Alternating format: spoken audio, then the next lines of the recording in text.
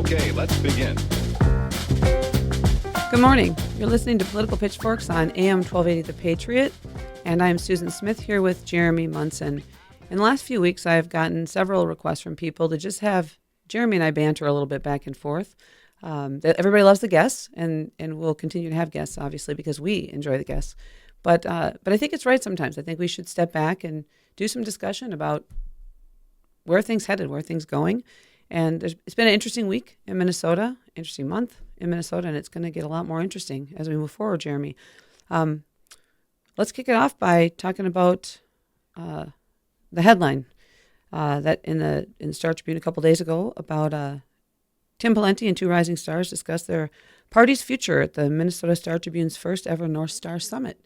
What do you think, Jeremy, about the summit? Yeah, let's get into it. I mean, first of all, Susan, I'm looking forward to this episode because we've been interviewing guests and asking a lot of the same questions, but I think the two of us to talk about what it's going to take to win in 2026 will be of interest to our listeners.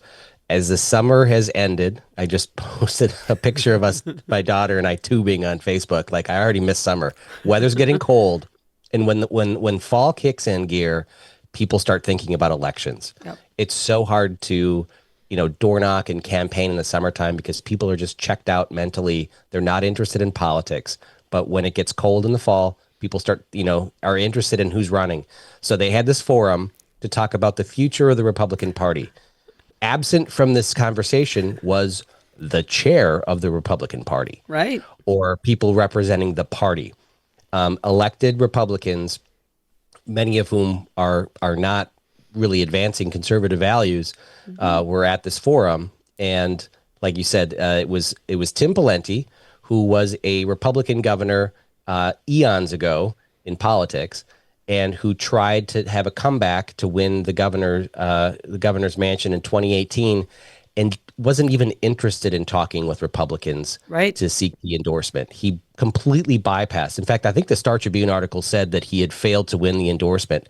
He never even sought the endorsement. He basically just, took a dump on the delegates and said, I don't care what you think.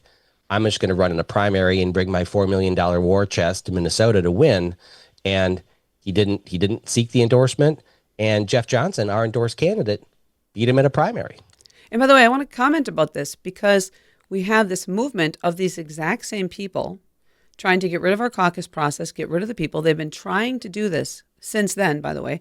And Tim Pawlenty is the last Republican to actually win a statewide race. And maybe there's a reason for that because he helped shift the policies of the party, at least at a legislative level. Even though maybe our constitution and our principles of the party haven't shifted, they shifted the people who are in power and who are running the party to embrace these ideas, and they're still there, and they are still doing everything they can to whack-a-mole the people who embrace the principles of our party. That's what it is. We've been playing whack-a-mole against the people since Tim Pawlenty, still doing it.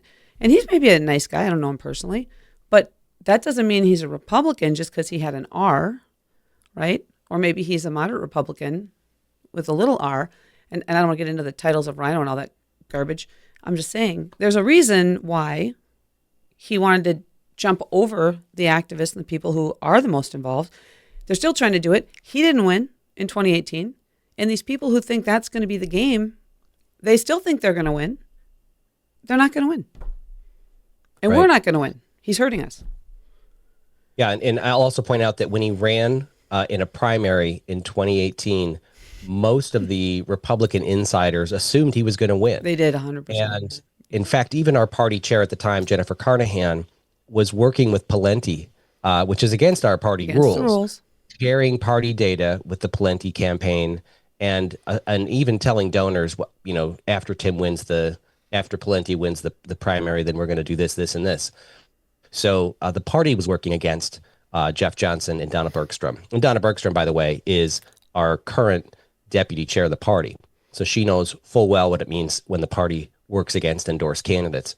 But even with that strength in Pawlenty's campaign, he still lost the primary because Republicans across the state went out and voted for our endorsed candidate, who was a conservative in the Minnesota House and was working to advance conservative principles and advance the Republican platform. Right. Exactly. I mean, it's incredible. So we have Tim Pawlenty and the other panel. We had Senator Duckworth, Senator Coleman. Maybe not the Minnesota First America First Republicans. No, and they're pretty proud that they're not Trump, that they're not trying to be America first, and that they're trying to advance republicanism in their own way. Look, when Republicans take power, the forces of the uniparty, the forces that play with both sides of the aisle, come out to support whoever's in power to try to advance their agenda in however they can.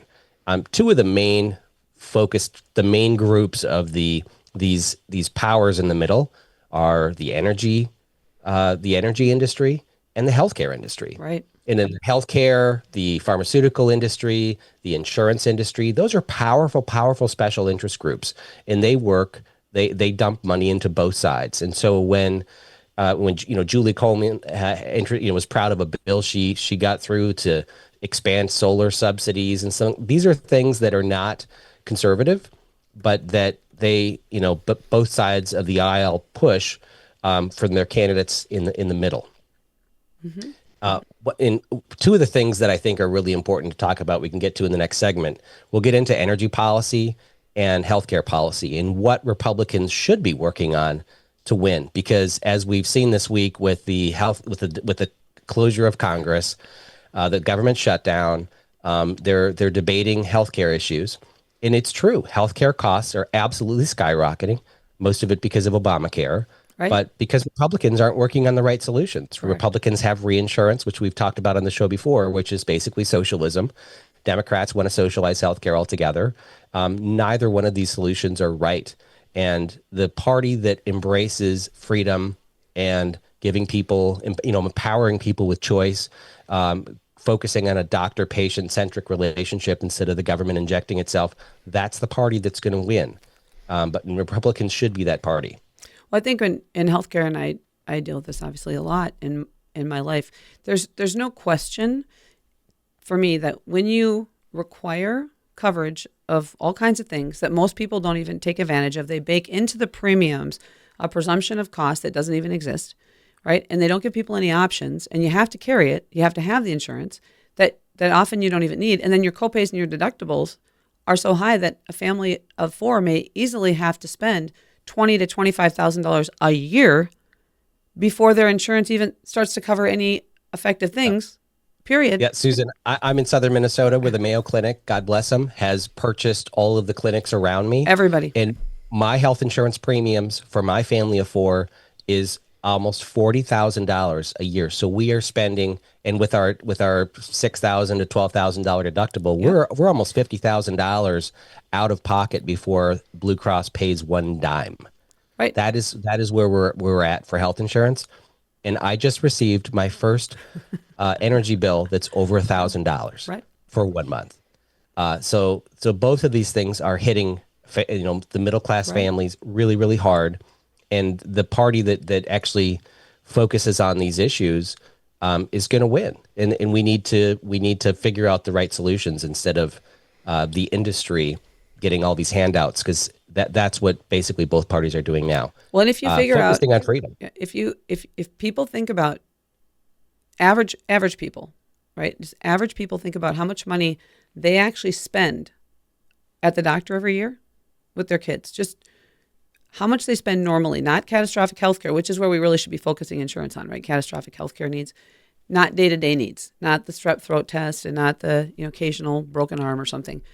But it's nowhere near what you're talking about. It's just nowhere. So insurance companies and the CEOs that make $5 million a year and they build these beautiful buildings and they have all this infrastructure and all this, they're no longer a nonprofit.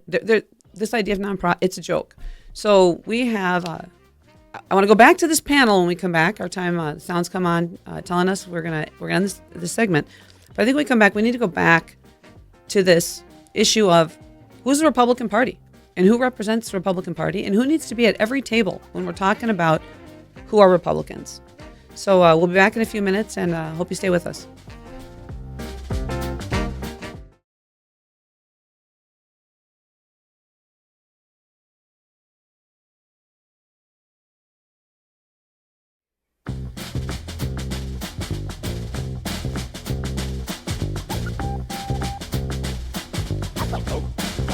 Okay, let's begin.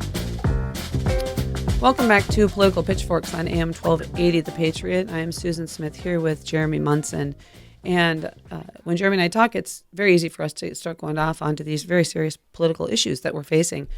And but we got to go back. We got to go back to this issue of who should be representing the voices of Republicans publicly, like when there's a forum or whatever. And I just want to say, and then Jeremy, you can whack-a-mole me down if you want, but who are the Republicans? Well, the Republicans are maybe about 2 million Minnesotans who may or may not all vote in elections. And then we have, 3,000 approximate activists who maybe go to the state convention. Maybe we'll have 10 to 20,000 people at caucus, but 3,000 activists at the state convention helping to influence our party decisions. And then 350 people at a state central level that, are supposed to manage the affairs of the party, but have been absolutely we have not had a state central committee do its job in decades. No question about that. We have a group of people managing the affairs of the Republican Party. This is one of two of the most powerful organizations in the state of Minnesota, whether we like it or not. We should be honest about it. Every single thing that happens in any person's life in Minnesota is controlled by the two major political parties and the people they send to the legislature and the statewide offices and the judges to affect the rights of the people. That is a reality, right? And so for people who don't want to be political, then guess what? You're a fool, because everything in your life is influenced by these people. And the reality is the Republican Party in Minnesota, our managing party meets about 8 hours a year. And I've been on a lot of boards, and I've never been on a board with far less responsibility that meets anywhere near that few hours, right? It's a ridiculousness at its base. We have to fix that. But in the meantime, let's go back. Okay, so Tim Pawlenty thinks that the way out of the political wilderness is to be moderate. The way out of the political wilderness is to reestablish the power center of our government, which is of the people, by the people, for the people, with elected officials who reflect that. And that is a principle of Americanism that both parties have lost sight of, right? Both parties have lost sight of this. And I think good people from both parties are looking for a path to bring back the principles upon which our country was actually built, which aren't necessarily Democrat or Republican. They're just common sense, right? Common sense principles about taking care of yourself and helping your family and taking care of your community and being good neighbors and being smart and just working together. And we have just created so much division that we pretend that there's this vast schism between everybody, when really there's not. I just don't think most Democrats they didn't have any idea what was going on in our legislature any more than most Republicans. The people don't know because we got a Star Tribune that literally stages everything to move everybody to a direction. And if you're not with them, then you're divisive and you're a problem. And so, Jeremy, I'll take a breath and let you comment on this. But I mean, it's insane that the Star Tribune is even pretending this is a real forum. Well, I think that, so the Star Tribune had this forum of extremely moderate Republicans talking about the future of the party, knowing that all three of them are going to be bashing Trump or America First Movement policies as not the path forward. And look, I'm excited about some of the things that Trump is doing, but many of the things that he's doing is not my style of Republicanism, right? It's not why I'm a Republican. I'm a Republican because I want government to get out of the way, and I want the people of this country to be empowered to make their own decisions on so much more. And what I see from the Trump administration is an enormous executive overreach of things that I've always been critical of, no matter who's in the White House, right? That Congress should be doing this, not the president, or that the states should be doing this and not the president. And I think the path forward to revitalizing the Republican Party is to focus on what your T-shirt says, which is Hat tip to Jeremy. Yeah, it says, should the government ... Nope. Right. Like, wait, Republicans love to sell the idea when they're in power of their solutions, how government is going to solve the solutions of the people. When I believe what Republicans should be doing is saying that the people can make so much better choices if they're empowered to do this, Right. right? Let the people decide. Keep your money and go buy your healthcare stuff instead of taking money from you, mandating what you have to buy from the private sector, which is the Republican thing, and the public-private partnership stuff, and forcing extra mandates and trying to force you to do more Republican things. Let's just let people. Let's let local government decide. Let's empower school boards. Let's empower the cities to do what they want to do, the state, and shrink the federal government. Let's just wait. Basically, what I want to say is Republicans need to learn how to sell freedom. Right. I've been saying this for over a decade. It's a simple sentence. Learn how to sell freedom. Instead, what we see in the society is that freedom equals uncertainty, and uncertainty causes anxiety. Oh my gosh, if I have to make the decision, what do I do? What's going to happen? You know what? We have to be able to say, look, if you have freedom and you have choice, then the market's going to work better for you. Prices are going to be better. People will work harder to satisfy you. But if the government starts mandating what you have to do and what you have to buy and the services and the products you have to purchase, then prices go out of control. Well, let's be clear. It's not even about if the government starts doing it. The government's been doing it, and we've become so used to accepting that they're going to do what they do, right? They're just going to do it. And then if they think we're not going to let them do it, then they have to be more secretive about what they're doing, and they have to hide it in bills that nobody can even figure out where they come from. And we're going to have referendums all over the state that people don't even vote in to get money that they don't want to pay, but they don't even pay attention. There's an election, and it's a constant manipulation of how the process works, so that the people, again, we talk about, you have read a bill 3 times in the legislature, but actually they slip one in at the end that nobody even knows about. And then with all this funding, and then you have like the 60-day window to comment on rules that affect the law that's already in place. It's a scam. They just have created a process that undermines the ability of the people to know what's going on and to be able to have a voice in what's going on, right? And that's not getting better. With all the technology that we have, it's becoming harder for people to engage in a process because of the natural barriers that they're putting in to stop us. Well, let me give a concrete example, because I know people are like, well, great principles, Munson, but what does this really equate to? Like fix the healthcare problem. Okay. I ran for office because of healthcare costs, because my family at the time, our premiums were over $30,000 with an $8,000 deductible. What's the real solution? Democrats want to socialize or nationalize healthcare, single payer, have government do everything. Well, when government pays for everything, quality goes down, right? There's no competition. Right. And the Republicans want to have the health insurance companies be private, but then also allow the Democrats to mandate everything is included in policies, prices skyrocket.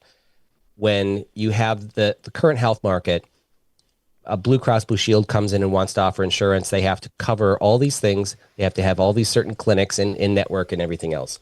The real solution to lowering healthcare costs is to focus on lowering actual healthcare costs. Don't lower insurance premiums by subsidizing it.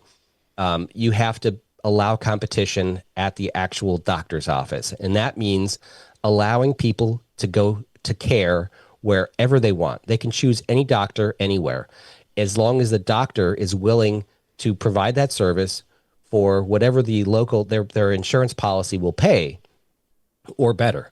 And it's shocking to a lot of people that you can't go to a doctor and say, well, my insurance company is willing to pay you $300 to see me. And the doctor's like, I'm not in network. I can't treat you at all, right? Because I can't bill that insurance company. So it's like any willing provider has to be allowed to bill to that insurance company. And then the biggest thing to change is to allow price transparency. Right? We don't know what prices cost. You don't know when you go to the doctor's office. And I've called them and said, is the x-ray going to cost me $100 or $1,000? And they're like, I don't know. What insurance company do you have? Right. Like, that shouldn't matter. Right?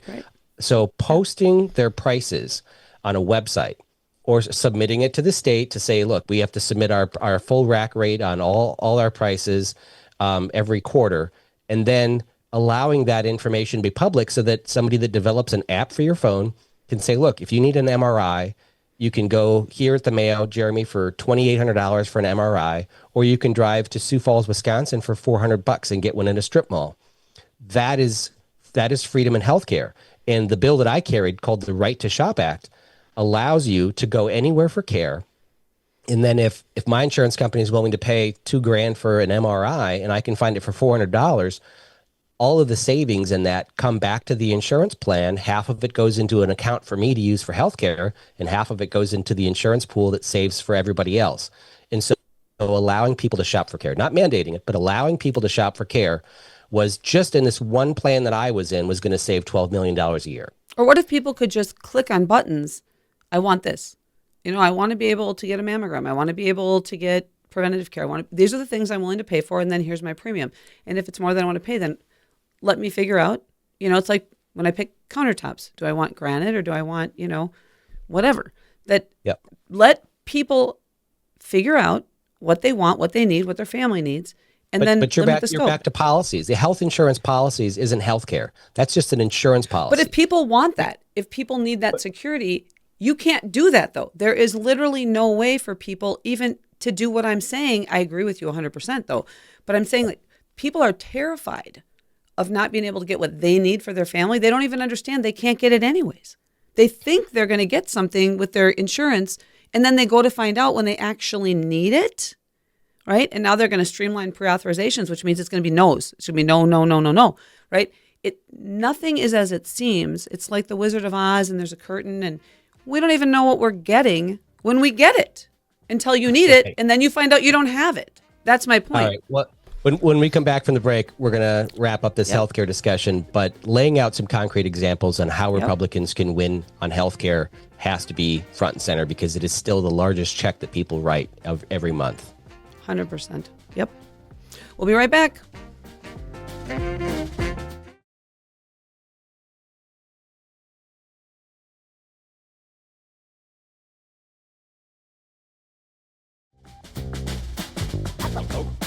Okay, let's begin.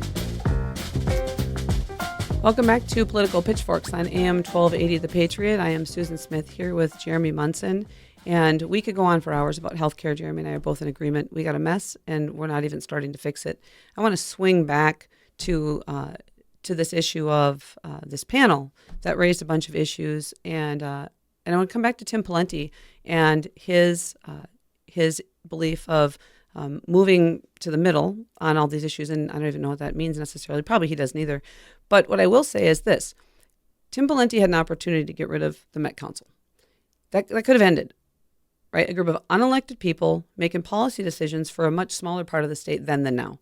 And there was a decision made to try and control the Met Council and use it for whatever their priorities were at the time as Republicans. And the consequence of that is this unelected group of people now is bigger, affects far more people, and the tentacles of the Met Council are now really reaching across the state. And the influence of what the Met Council does on our legislature and policy, particularly energy policy, that's one area that they've had a huge impact, not to the benefit of Minnesotans, the policies that they put in place and the mandates that they are able to force upon people with no accountability. There's just no accountability. So, Jeremy, you were a legislator. Talk about the Met Council. Yep. Let's talk about it.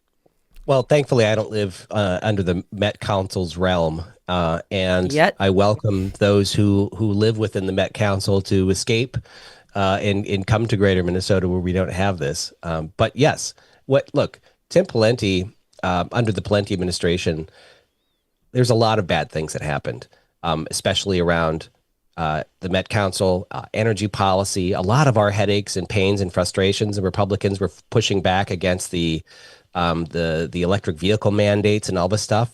And they all pointed to decisions that were made during the Pawlenty administration that empowered the executive branch over the legislature to allow the executive branch to determine, windmills and all this other policies.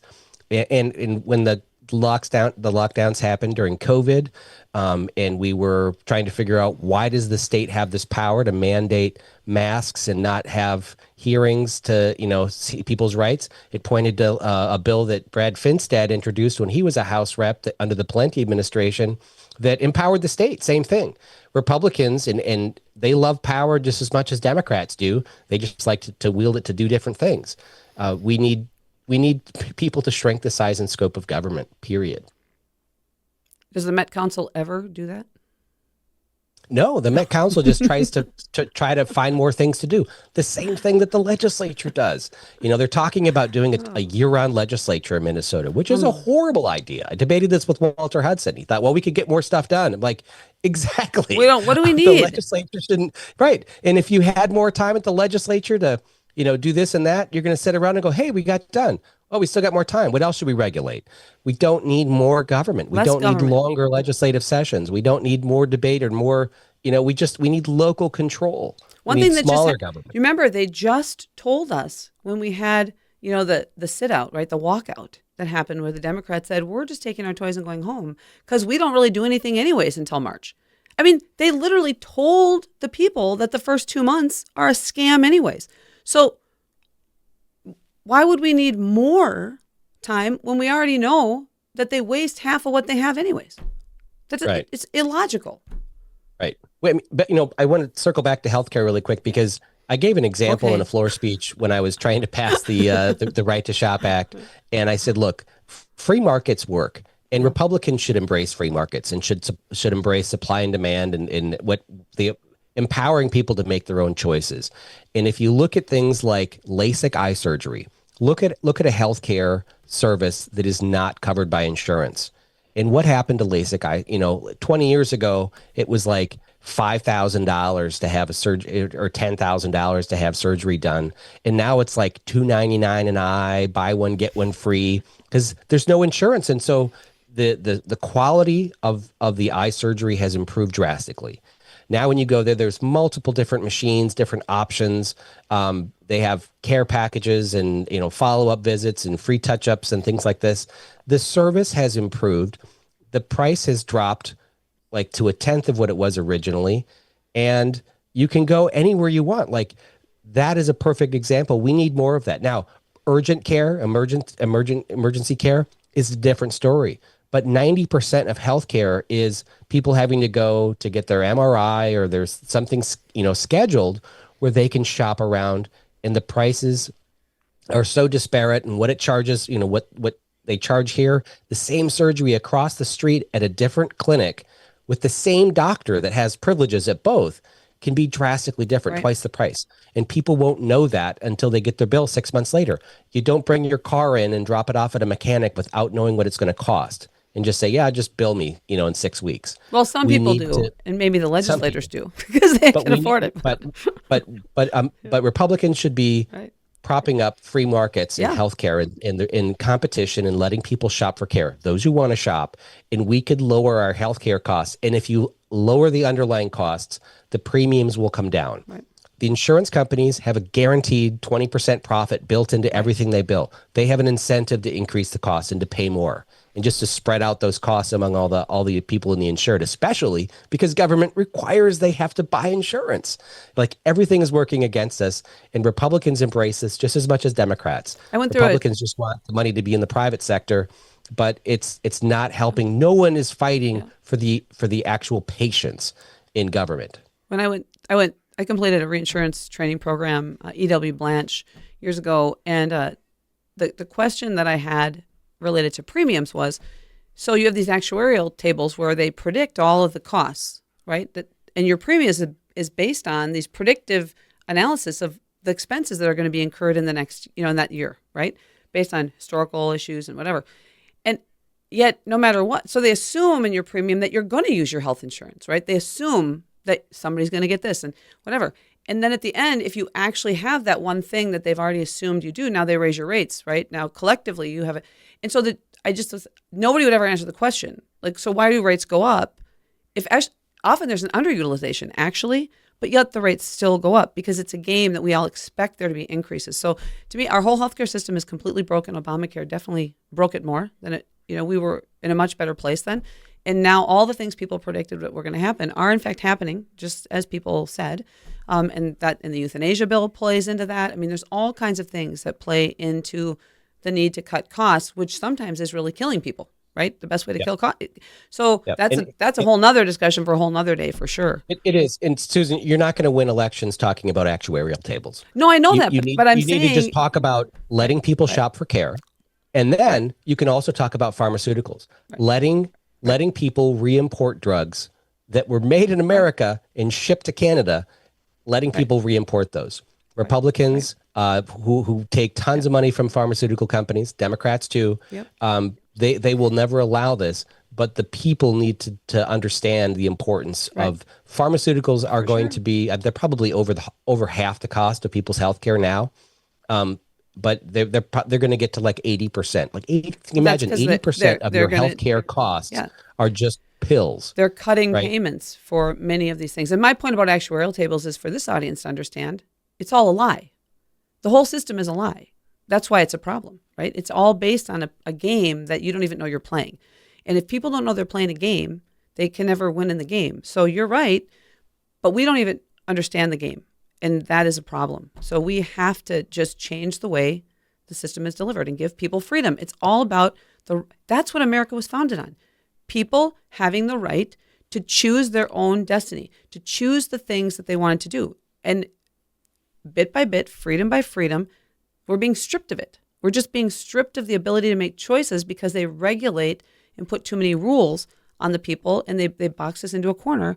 And now the people are trying to get out of the corner, and Republicans are so busy talking internally that how are you ever going to bring the message to the outside people who aren't Republicans?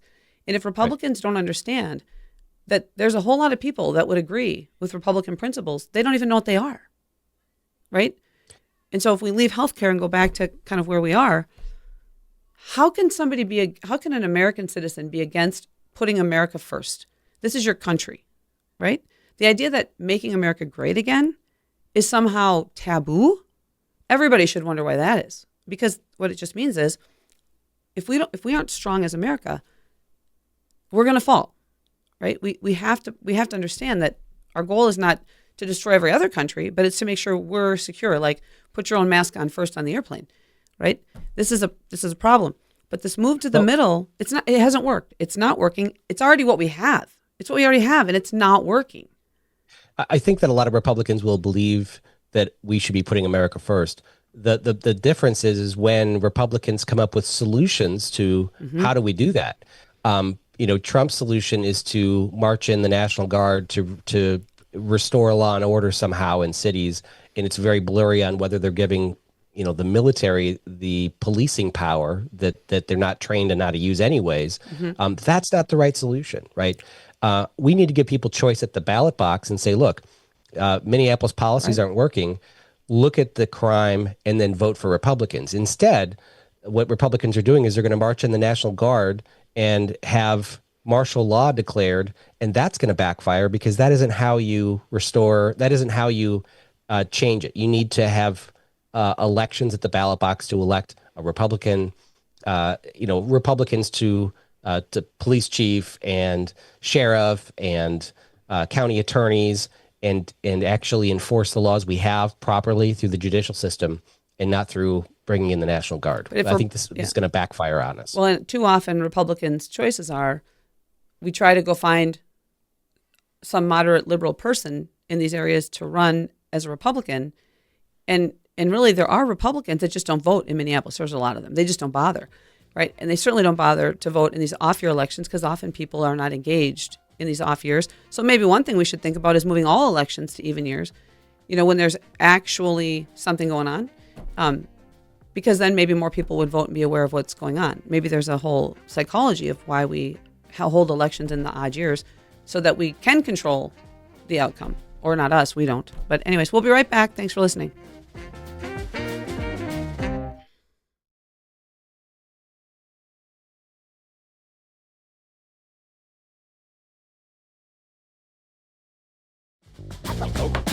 Okay, let's begin. Welcome back to Political Pitchforks. This is Susan Smith here with Jeremy Munson. And we're going to try and talk about quickly, I think, in this last segment, how do we help ensure that people who run as Republicans have a message about vote for a Republican because we are going to change all of these things that the Democrats have done that most Democrats don't agree with either, right? So how do we do that, Jeremy? Well, we talked about, crime, and we have bad policies in in a lot of American cities because they're not enforcing the law. They're putting criminals back on the street. People don't feel safe. And the Republican solution shouldn't be imposing martial law and bringing in the National Guard. We need to do better at highlighting that their choice to vote for Democrats has resulted in this, and that Republicans are going to restore, or if you vote for county attorney, all these people that are Republicans, they're going to enforce the law and restore order properly. And that is what we need to focus on, tying the bad Democrat policies to people's pain and frustration. One of the things that we can do this on, besides healthcare, we talked about healthcare, is energy policy. I mentioned at the beginning of the show, I received my first bill over $1,000 from Excel. My bill is actually $1,134.26 for a month of energy, including a $22 yard light, which is like a street light that I have in my yard. It used to be like $2 a month. It's $22 to have a light that comes on at night. Ridiculous. Absolutely ridiculous. These policies are a direct result of the Democrats' energy policies because they are taking good, important load-based power offline, like coal and nuclear, and they're trying to push green energy policies that are absolutely hurting us. And this is also plenty at fault too for pushing green energy in Minnesota, 20 years ago.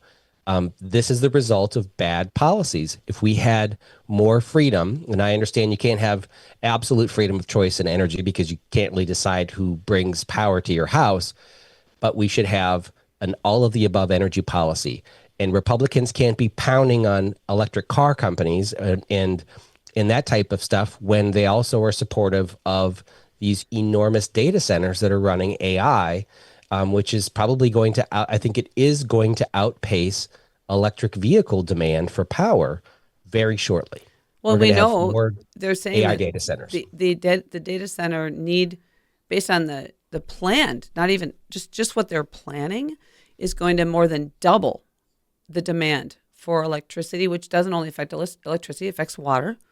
And communities who are already struggling with grids that can't support the use, because the electric cars did create a burden also, a huge burden for a lot of communities, that this issue of demand driven by these data centers, which how many of them are, talk about necessary, unnecessary, and how we're all paying for it. We are all paying for this with rising electrical costs. There's no question about it. Yeah. And what if the data centers had to use windmills? Maybe they should only be able to use windmills and solar. Yeah. It's so effective. Well, why don't they just use it all? Let them do it. But it would take so long to get my AI cat video generated if we had to wait for solar. Everybody could attach a pedaling bike, right, to their, it's ridiculous. Right. Immigration is a big issue, federal and state. There's a bunch of issues but I'm going to tell you that I'm a middle class voter, and my energy bill was over $1,000, and my health insurance costs are approaching $3,000 a month, $3,000 to $4,000 a month. Yep. Okay, because I buy insurance privately. This is a major issue. You want to go after Minnesotans and win broad, elections. You have to talk about these two major issues and point to the problems the Democrats have created. And by the way, healthcare costs, also Republicans, are at fault for that too, because we're not talking about free markets in healthcare. And it's easy to offer solutions, all of the above energy policy and free markets in healthcare, but we need candidates that are going to campaign on these very important issues and bring less government as a solution instead of more government. Well, and it's true in education. Sliding test scores, kids not learning. Well, yeah, because the Democrats have changed how we educate kids to not educate them, to teach them how to take a test, not actually teach them to think, right? So we have problems there. That's not a Republican idea. That's a Democrat idea. We have property taxes going up in the cities. For sure, people are looking at probably 20% to 25% property tax increases, which people are already upset about. And you couple that with you're paying more in property taxes, but you don't even have police officers anymore because they've cut the police, so we have more crime, right? So all of these things that are happening are happening under Democrat leadership and Democrat control. And people want to be safe. They want their kids to be learning. They want to be able to take their kids to the doctor when they need to go to the doctor. They want to be able to know that they can have their lights on and have their temperature of their house not be 65 degrees this winter so they can afford to heat their home. We are headed into a terrible system. It's all coming together. And if Republicans can't figure out a way to send the message that we've been functioning under a trifecta effectively since Tim Pawlenty left, because Republicans moved to the middle, we got to go back. We got to bring freedom, choice back to the people. Yep. And how many candidates do we have running for any office that are going to do that? Look, I don't know. We're going to have some candidates that run, but I want to talk about on the police side. Yep. We need to restore law and order, but if you're going to win statewide, you also can't have this heavy hand of big government. Right. I was just looking up a local legislator, and looked at his bills, and he's a former policeman. And, cops don't want civilians to have guns. They're very much anti-Second Amendment. He's got bills that say, that authorize traffic cameras and monitoring license plate readers. And it's like, if you want to win statewide, you also have to respect people's privacy, right. Freedom of speech, not having a surveillance state. I don't want to authorize drones to go over my house to be used by the county assessor to see what I'm doing in my yard, right? Right. All of these things.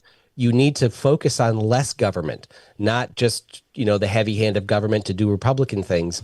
Restoring law and order is important, but not by losing your privacy and having all of these traffic cameras and license plate readers and tracking all your surveillance and logging all this information at the state. That's not the solution either.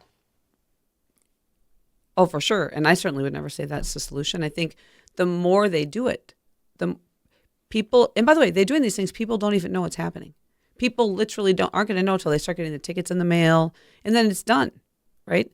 And Republicans are complicit with this. They are.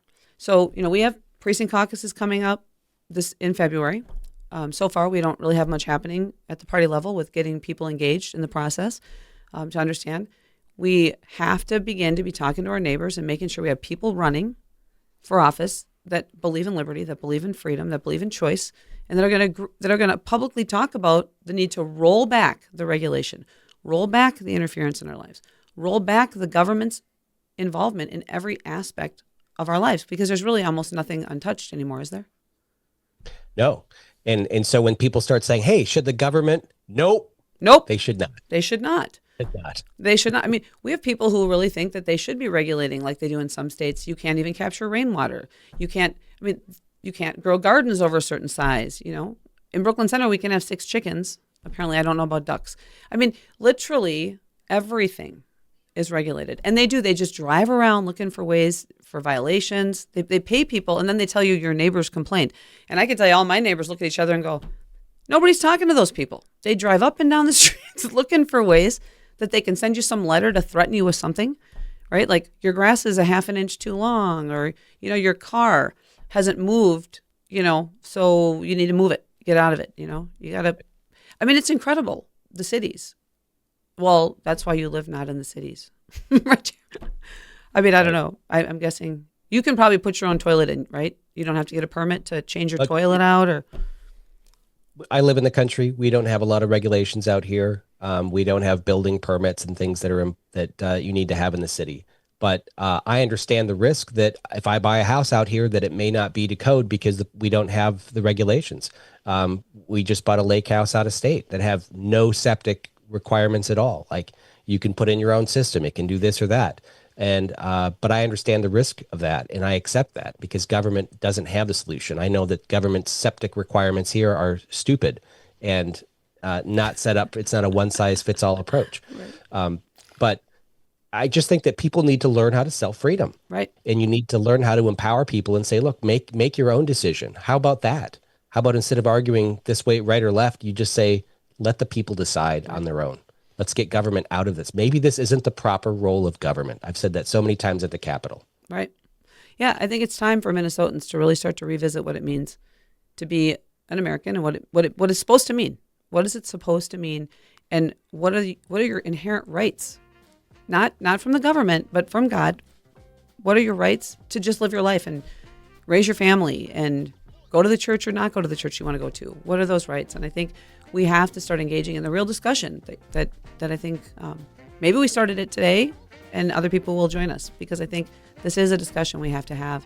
And we'll see next week, I guess, if we continue down this path, which I think we're gonna. This is the point. Thanks.